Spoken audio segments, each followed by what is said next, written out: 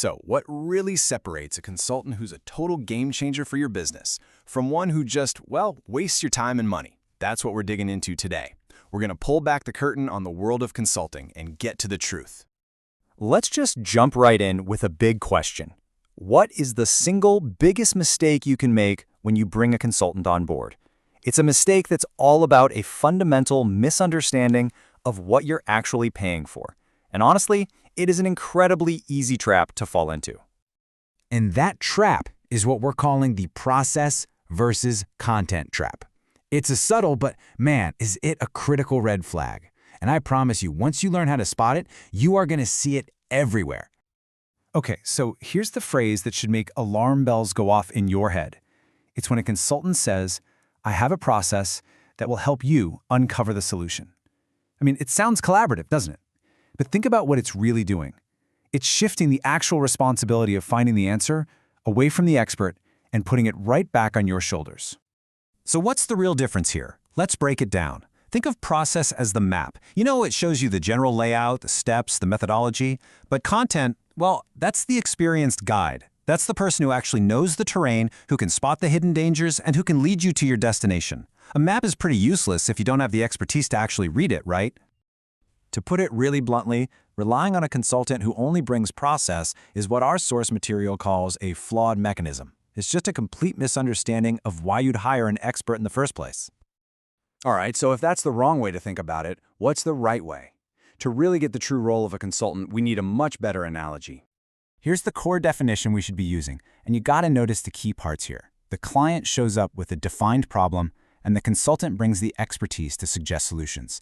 That word, expertise, it isn't just some buzzword. It's the absolute bedrock of the entire relationship. And this is where that doctor analogy really comes in, and trust me, it's a powerful one. A great consultant isn't a facilitator. They are a diagnostician. Their job is to look at the symptoms in your business, identify the root cause of the illness, and then prescribe a very specific treatment. I mean, seriously, think about it for a second. Would you go to a doctor, they run a bunch of tests, and then they just hand you the results and say, all right, you know your body best, you tell me what's wrong? No way, it's completely absurd.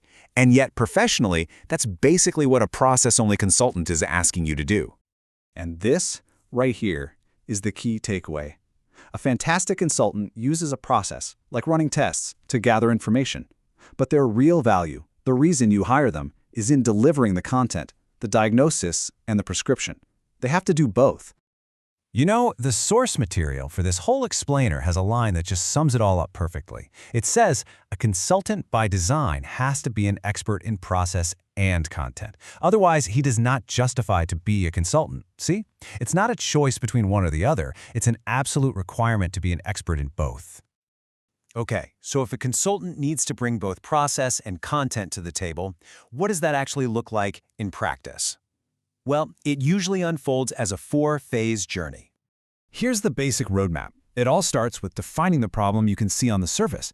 Then you dig deeper to identify the true root cause, what's really going on. Only after that do you move on to generating solutions and then finally deploying them. And it's so crucial to follow these steps in order, otherwise you risk solving the wrong problem entirely. But here's a really interesting insight from the real world. A lot of the time, the client already knows what the problem is. They've pretty much completed phase 1 on their own. They might come to a consultant and say, hey, our sales are down. A great consultant doesn't make them go all the way back to the beginning. They meet them where they are, at phase 2, to figure out why sales are down. But look, none of this works, not the expertise, not the process, without one final, absolutely crucial element. Everything, and I mean everything, has to be built on a solid foundation of trust. And that trust is established through a really clear set of ethical ground rules. Now, these aren't just, nice suggestions. These are the 5 non-negotiable ground rules. Think of them as the contract of trust between a consultant and a client.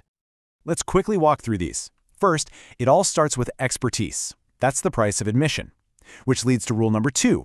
If a consultant doesn't have enough expertise for your specific problem, they have an ethical duty to decline the job. That protects you. Third, a good consultant will never, ever invent problems just to create more work for themselves. Fourth, their job is to suggest solutions, not to push or force some preconceived idea or a one-size-fits-all product on you. And finally, they have to stay laser-focused on the client's defined problem. That's the reason they were hired in the first place. Every single one of these rules is there to protect the integrity of the relationship. So when you put it all together, what does great consulting actually look like? Well, it's not some magic process. It's a real partnership. It's where the consultant brings their expertise, the client provides the context, and together they build a real solution on a solid foundation of trust. Which really leaves us with one last question to ask yourself the next time you're thinking about hiring an expert. Are you getting a diagnostician, someone who can find the cause and prescribe a real cure? Or are you just getting an administrator who's going to hand you the paperwork and a process? Because as we've just seen, that difference, well, it's everything.